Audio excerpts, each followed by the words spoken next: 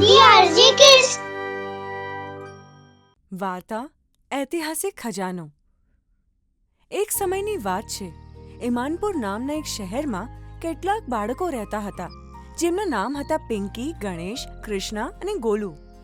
એક દિવસ બાળકો સ્કૂલના ક્લાસમાં બેસીને ભણી રહ્યા હોય છે.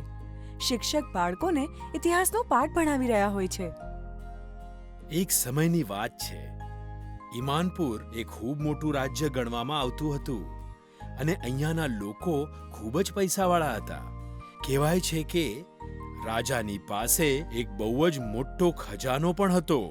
એક વાર્તા એવી પણ છે કે પછી એક દિવસ જ્યારે મુગલોએ રાજ્ય પર હુમલો કર્યો હતો, ત્યારે રાજાએ એ ખજાનો મહેલમાં જ કોઈ ખાનગી જગ્યાએ છુપાવી દીધો, જેની ચાવી રાજાએ એક જીનને આપી દીધી અને એ ચાવી આજે પણ એ જ જીન પાસે છે.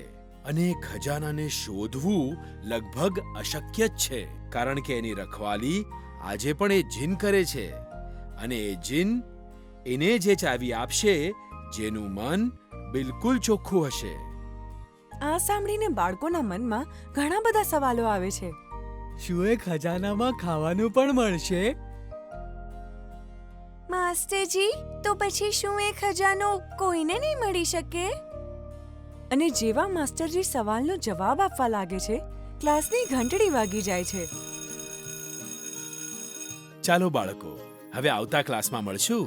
આમ કહીને માસ્ટરજી જતા રહે છે અને બધા બાળકો પણ પોતપોતાના ઘરે જતા રહે છે. ચારેય બાળકો પાછા ઘર તરફ જઈ રહ્યા હોય છે અને અંદરો અંદર ખજાના વિશે વાત કરવા લાગે છે.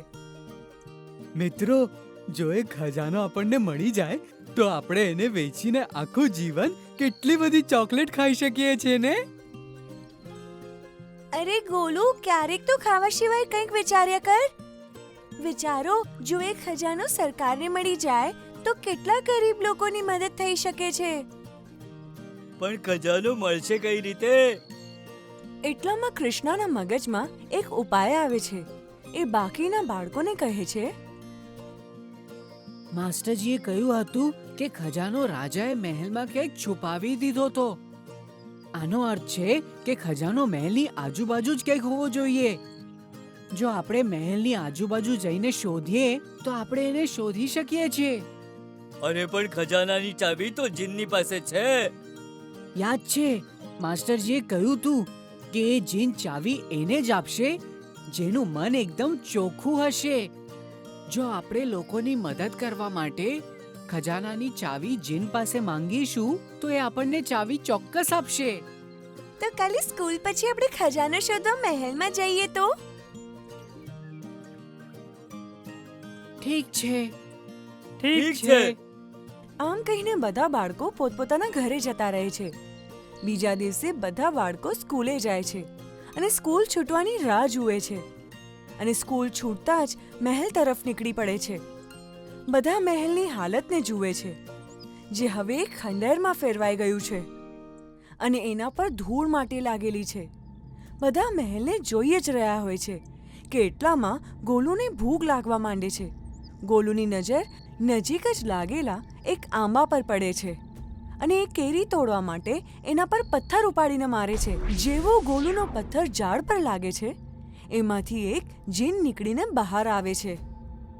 ગોલુ જીનને જોવે છે, જોરથી બૂમ પાડવા લાગે છે. એને સાંભળીને બાકીના બાળકો પણ ત્યાં આવી જાય છે. કોણ છે જેણે મને મારી ઊંઘમાંથી ઉઠાડ્યો? બધા બાળકો ડરી જાય છે.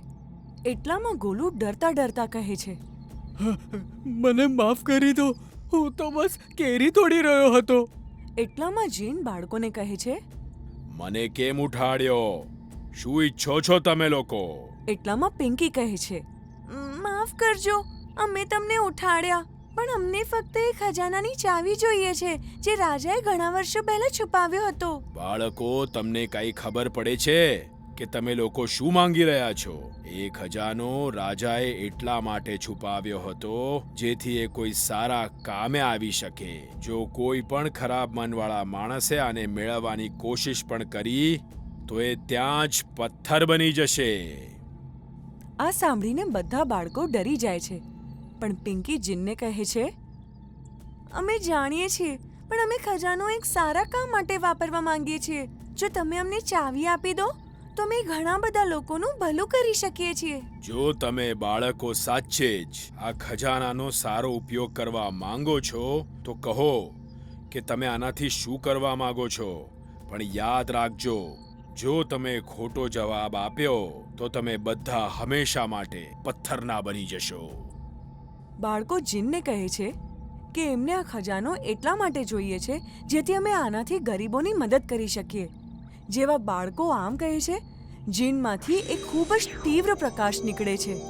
એથી બધા પોતાની આંખો બંધ કરી લે છે અને જાદુથી એક ચાવી બાળકોની સામે આવી જાય છે. જીન બાળકોને કહે છે, કારણ કે તમારું મન ચોખ્ખું છે અને તમે બાળકો ગરીબોની મદદ કરવા માટે ખજાનાની ચાવી શોધવા માંગો છો. આ ચાવી તમારી થઈ, પણ યાદ રાખજો, ખજાનો સારા કામ માટે જ વાપરવો જોઈએ. મારું કામ હવે પૂરું થયું. હવે હું નીકળું છું. આમ કહીને જીન ગાયબ થઈ જાય છે. બાળકો ચાવી મેળવીને ખૂબ ખુશ થાય છે. ગોલુ, તે તો કમાલ જ કરી નાખી. હા, હું તો ડરી જ ગયો હતો. અરે ગોલુ, જો તું કેરી તોડવા ના ગયો હોત તો અમને ચાવી ક્યારે ના મળત, સમજ્યો? આપણને આ ખજાનો એટલે જોઈએ છે કારણ કે આપણે આનાથી ગરીબોની મદદ કરી શકીએ. અચ્છા, તો શું હવે હું આ કેરી ખાઈ શકું છું? બધા બાળકો ગોલુ પર હસે છે. હા ગોલુ, આજે તારી ભૂખ જ અમારા કામે આવી છે.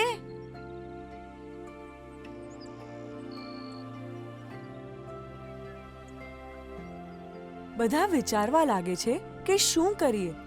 કૃષ્ણા ધ્યાનપૂર્વક ચાવીને જુએ છે. એને ચાવીની ઉપર બનેલી એક મહોર દેખાય છે. મહોરને જોઈને બધા બાળકોને કહે છે, મિત્રો જુઓ, ચાવીની ઉપર એક વિચિત્ર મોર છે. આનો અર્થ છે કે અહીંયા મહેલમાં ક્યાંક આવી જ એક મોર હશે અને એ જગ્યાએ આ ચાવી લાગતી હશે. ખજાનો ચોક્કસ એ જ જગ્યાએ હશે. બધા બાળકો આમ વિચારીને ખજાનો શોધવામાં લાગી જાય છે. બધા જુદી જુદી મહોરને શોધવા લાગે છે, પણ એમને ક્યાંય નથી મળતી.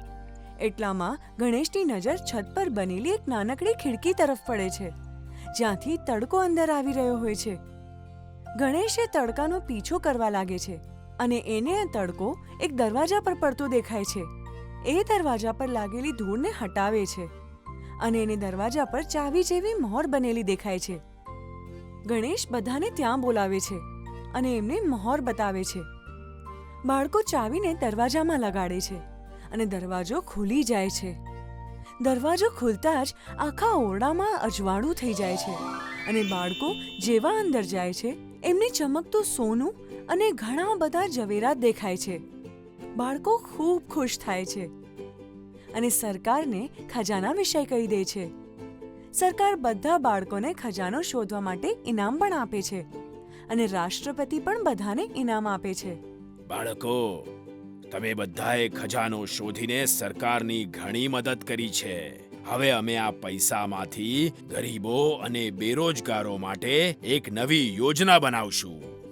હે, વાહ! ખજાનો મળી ગયો, ખજાનો ખજાનો મળી ગયો. ખજાનો મળી ગયો.